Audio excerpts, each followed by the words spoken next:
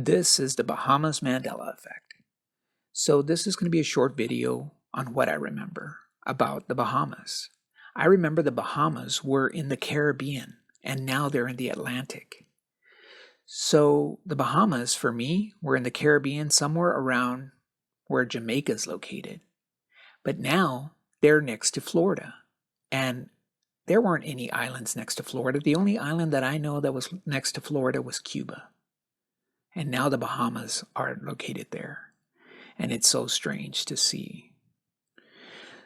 Well, the second clip that I will show is a clip that shows the Gulf Stream, and it goes through the island in the Bahamas.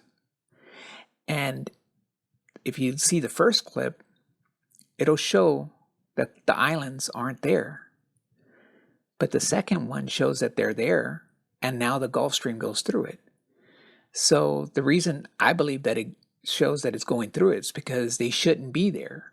And I remember watching this video on the Discovery Channel, and they weren't there.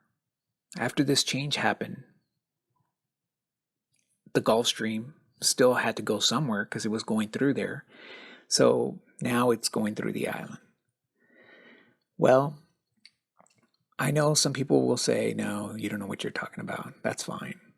For me, again, the Bahamas were in the Caribbean, not in the Atlantic. So take a look and let me know what you remember. Enjoy. What we now call the Gulf Stream is a powerful surface current whose flow corresponds to 150 times the flow of all the Earth's rivers combined.